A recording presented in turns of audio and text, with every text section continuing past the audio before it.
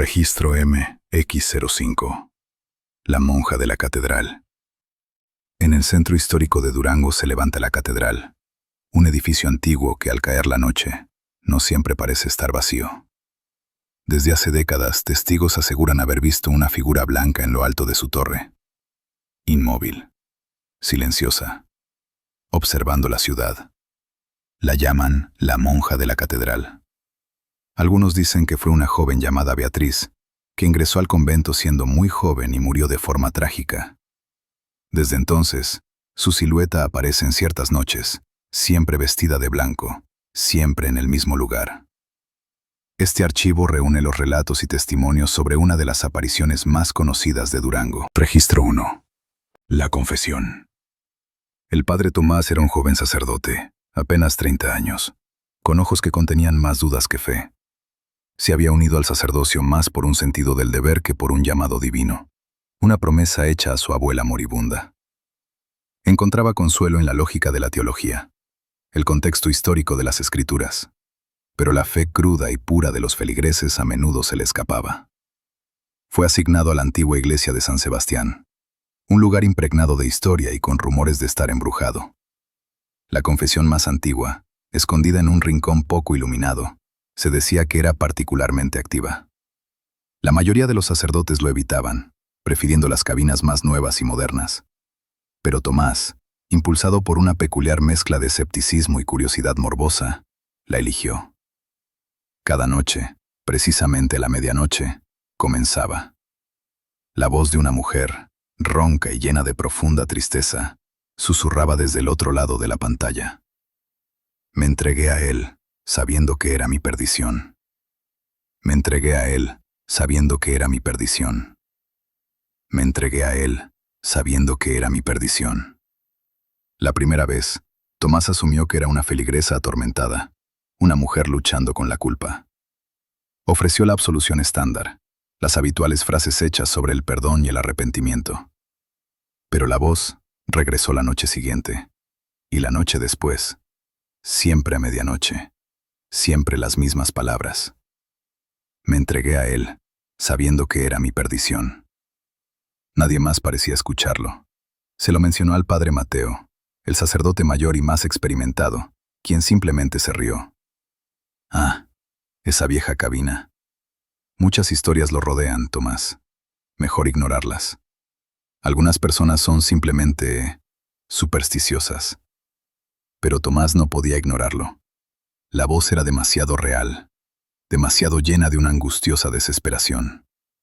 Empezó a preguntar, sutilmente, sobre la historia de la iglesia, sobre cualquier figura trágica, cualquier mujer que pudiera encajar en el perfil de su confesor de medianoche. Se enteró de la hermana Beatriz, una joven monja que, hace siglos, había sido enterrada viva en la torre de la iglesia por romper sus votos. Los detalles eran oscuros, susurros escandalosos transmitidos a través de generaciones. Se decía que el hombre al que ella se había entregado era un joven soldado extranjero, apuesto pero con un corazón egoísta. A medida que pasaban las noches, Tomás sentía una creciente inquietud. Empezó a sentir frío, incluso en el calor del verano. El aire alrededor de la confesión parecía espesar, volverse pesado con una tristeza opresiva. Se sintió atraído hacia la torre, subiendo los escalones de piedra en espiral, el silencio roto solo por el eco de sus propios pasos. Una tarde, mientras investigaba en los archivos de la iglesia, Tomás conoció a la hermana Elena, una anciana monja que había dedicado su vida a preservar la historia de la iglesia. Era una mujer frágil, pero sus ojos tenían una inteligencia aguda. Él abordó con cautela el tema de la hermana Beatriz. La hermana Elena suspiró. Una historia trágica, padre. Una historia de advertencia. Dicen que su espíritu sigue atrapado, reviviendo su pecado, su castigo. Tomás insistió. ¿Y la confesión? ¿Hay alguna conexión? La hermana Elena dudó. Algunos lo creen así. Dicen que ella busca a alguien para compartir su carga, para entender su sufrimiento. Alguien que la reemplace. Las palabras recorrieron la espalda de Tomás con un escalofrío. Trató de descartarlo como folclore, pero la semilla del miedo ya había sido plantada. Esa noche, la confesión de medianoche fue diferente. Después del lamento habitual, la voz susurró algo nuevo, algo dirigido a él. «Puedes sentirlo, ¿verdad? Puedes sentirlo, ¿verdad?» Tomás sintió un frío repentino e intenso, un escalofrío que parecía emanar desde lo más profundo de sus huesos. Miró hacia abajo y notó, con un creciente horror, que sus manos se estaban volviendo translúcidas, casi espectrales. Empezó a entrar en pánico. Intentó salir de la cabina, pero la puerta no se abría. Sintió una presión acumulándose dentro de él, un peso aplastante de culpa y desesperación que no era suyo. Escuchó la voz de la hermana Beatriz, más clara ahora, más cercana. «No quiero ser exorcizada, padre. No quiero ser exorcizada, padre. Quiero que sientas mi remordimiento como propio, hasta que me reemplaces en la torre». Él entendió. No quería ser liberada. Quería transferir su tormento, encontrar a alguien que ocupara su lugar, convertirse en la nueva guardiana de su tristeza. Buscó ayuda del padre Mateo. Le contó todo: la voz, el frío, la sensación de estar atrapado. El padre Mateo, inicialmente escéptico, vio el miedo en los ojos de Tomás, la desesperación en su voz. Aceptó realizar un exorcismo, pero la hermana Beatriz se negó. El ritual no tuvo efecto. La voz permanecía, el frío se intensificaba, y Tomás sentía que se desvanecía cada vez más, su propia identidad disolviéndose en la angustia de la monja. Se obsesionó con la torre. Pasaba horas allí, mirando por las estrechas ventanas, sintiendo el viento azotándolo, sintiendo el aplastante peso de siglos de soledad. Comenzó a ver la iglesia, el pueblo, el mundo exterior como una prisión, una jaula dorada. Una noche, se encontró en la cima de la torre, mirando hacia el patio de abajo. Sintió un impulso abrumador de saltar, de acabar con el tormento, de finalmente ser libre. Sabía que no era su deseo, sino el de ella, un ruego desesperado por liberación. Estaba a punto de saltar cuando escuchó la voz de la hermana Elena detrás de él. «No lo hagas, padre». Se volvió para verla, sin aliento, con el rostro grabado de preocupación. Sostenía un pequeño crucifijo de plata ennegrecida en su mano. «Sé por lo que estás pasando. Ella quiere romperte, hacer que te rindas, pero puedes resistir. Tienes que luchar». Ella extendió el crucifijo. «Tómalo. Recuerda tu fe, tus propias creencias. No dejes que ella te controle». Tomás dudó. Sintió la presencia de la monja, más fuerte que nunca, instándolo a rechazar la cruz, a abrazar la oscuridad. Pero también vio la genuina preocupación en los ojos de la hermana Elena, la súplica desesperada para que se salvara a sí mismo. Extendió la mano y tomó el crucifijo. Cuando sus dedos se cerraron alrededor de él, una sacudida de energía recorrió su cuerpo, una ola de calor que ahuyentó el frío, la desesperación. Sintió que la hermana Beatriz retrocedía, su presencia debilitándose. Cerró los ojos y oró. No las oraciones repetitivas que había recitado tantas veces, sino una súplica sincera por fuerza, por guía, por su propia alma. Oró hasta que su garganta estuvo rasposa, hasta que las lágrimas corrieron por su rostro. Poco a poco, la presión comenzó a disminuir. El frío retrocedió. Sintió que regresaba a sí mismo, sus propios pensamientos, sus propias emociones reclamando su espacio. Abrió los ojos. La presencia de la monja seguía allí, pero más débil, más tenue. Sabía que ella no se había rendido, pero se había ganado tiempo, una oportunidad para contraatacar. Tomás sabía que no podía quedarse en San Sebastián. La iglesia, la cabina, la torre, todas eran demasiado peligrosas. Solicitó un traslado y fue asignado a una pequeña parroquia en un remoto pueblo de montaña. Nunca olvidó a la hermana Beatriz, la monja atrapada en la torre. Llevaba su tristeza con él, un recordatorio constante de la oscuridad que acechaba bajo la superficie de la fe. Pero también llevaba consigo el recuerdo de la bondad de la hermana Elena, el poder de la fe y el conocimiento de que, incluso frente a la desesperación, la esperanza podía perdurar. Dejó atrás la vieja cabina de confesiones y la torre, pero nunca volvió a dudar del poder de las fuerzas invisibles. Sabía, con una certeza que nunca había poseído antes, que algunas historias, algunos pecados, nunca mueren realmente. Se quedan, esperando que alguien escuche, que alguien sienta, que alguien comparta su condena.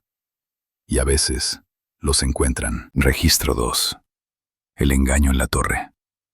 Clara, una guía nocturna en el antiguo Museo San Vicente, ajustó su gruesa bufanda de lana.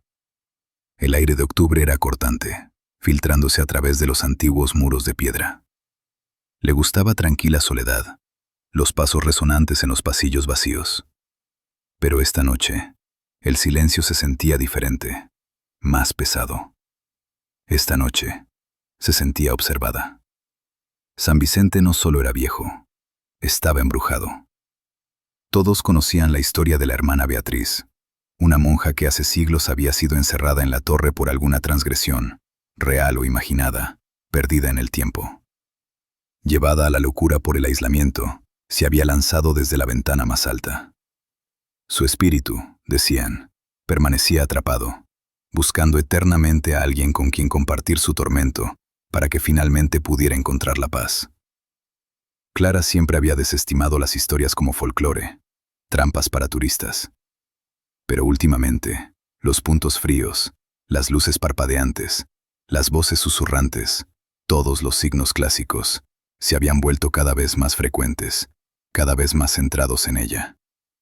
Empezó sutilmente, un destello fugaz de una figura oscura en la periferia. Luego, un escalofrío distinto cada vez que entraba en la capilla. La semana pasada, había jurado que sintió una mano rozar su brazo mientras cerraba. Esta noche, la atmósfera opresiva era sofocante. Ella echó un vistazo al monitor de seguridad. Su imagen granulada mostraba el vestíbulo vacío. Excepto allí, en la esquina lejana, una distorsión borrosa, una forma brillante. Hermana Beatriz.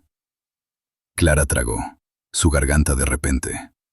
El miedo, frío y agudo, atravesó su escepticismo. Tenía que hacer algo.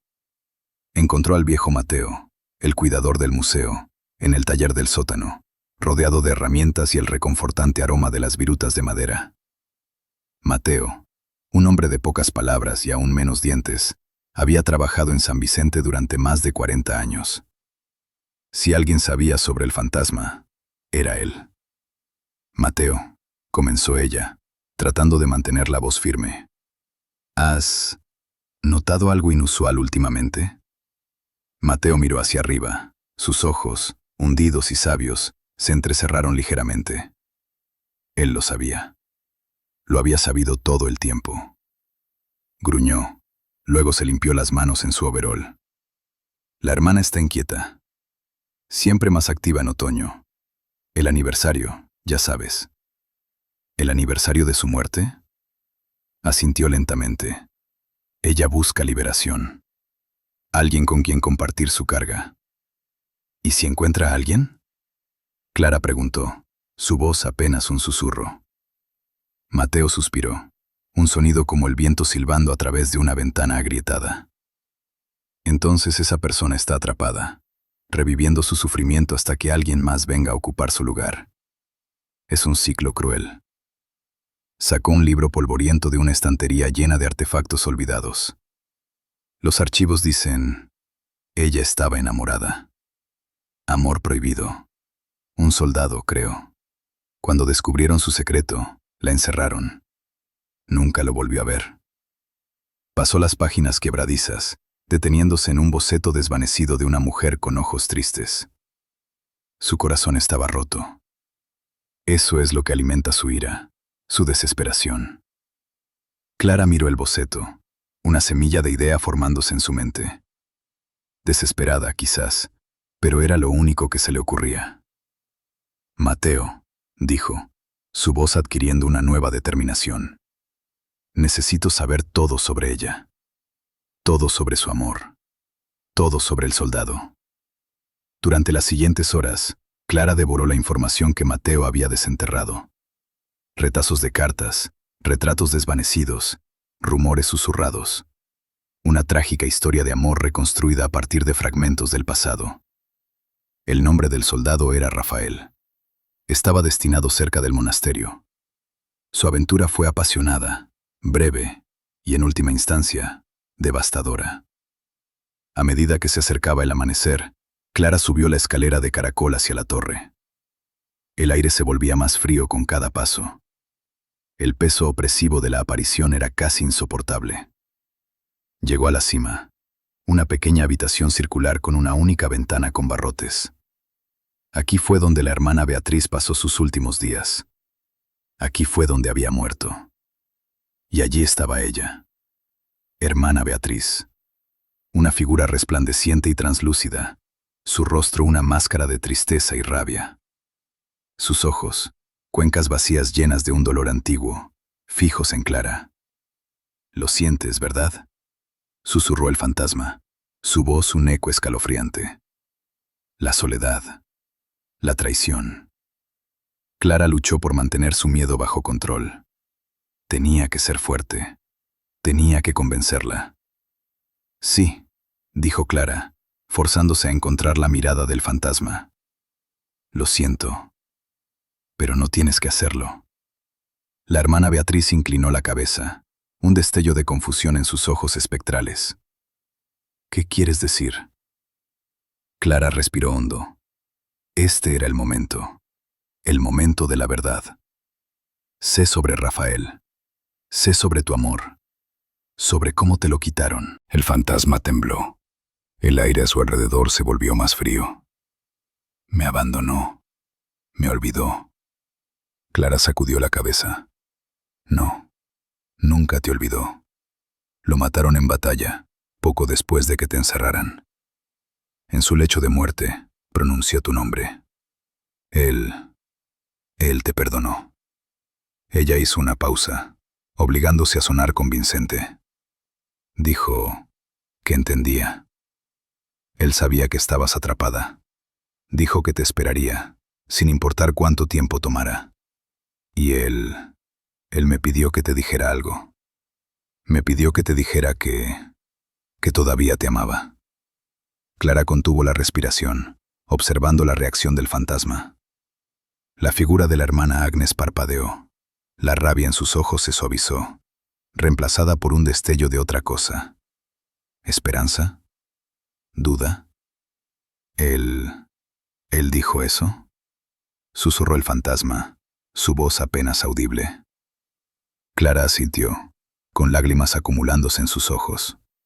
Eran lágrimas falsas, nacidas de la desesperación, pero parecían tener un efecto. Sí, lo hizo. Un largo silencio se extendía entre ellos, denso con palabras no dichas, con el peso de los siglos. El aire en la torre chisporroteaba con una energía casi tangible. Luego, lentamente, casi imperceptiblemente, la figura de la hermana Beatriz comenzó a desvanecerse. La tristeza en sus ojos disminuyó. El viento helado que la rodeaba se disipó. Él me perdonó», repitió, su voz desvaneciéndose en la nada. Con un último destello, se fue. Clara estaba sola en la torre, temblando. El peso opresivo se había levantado. El aire estaba claro. El embrujo había terminado. O eso parecía. A medida que el sol salía, proyectando largas sombras sobre los terrenos del museo, Clara descendió las escaleras de la torre. Encontró a Mateo esperándola, con el rostro marcado por la preocupación. «¿Estás bien, Clara? ¿Qué pasó?». Clara logró una débil sonrisa. Creo que funcionó. Creo que finalmente está en paz». Mateo asintió lentamente, con los ojos aún cautelosos. «Quizás. Pero ten cuidado, Clara. Los fantasmas no siempre se dejan engañar fácilmente. Y a veces, una mentira, incluso una piadosa, puede tener consecuencias imprevistas». Esa noche, Clara caminó por los pasillos de San Vicente, el silencio ahora diferente, más ligero, pero aún impregnado de un hilo de inquietud. ¿Había realmente liberado a la hermana Beatriz? ¿O simplemente había retrasado su tormento, trasladándolo a otro momento, a otro lugar? Solo el tiempo lo diría. Pero una cosa era segura. Clara nunca volvería a mirar el viejo museo de la misma manera. Había bailado con un fantasma, y la experiencia la había cambiado para siempre. Archivo nocturno. Archivo cerrado.